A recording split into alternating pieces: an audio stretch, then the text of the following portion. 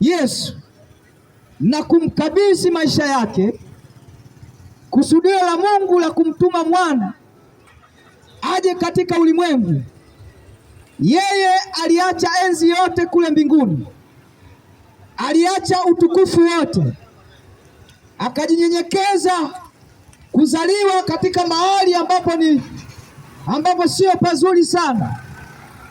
Alizaliwa katika holi la kulalia ng'ombe, la kulia ng'ombe.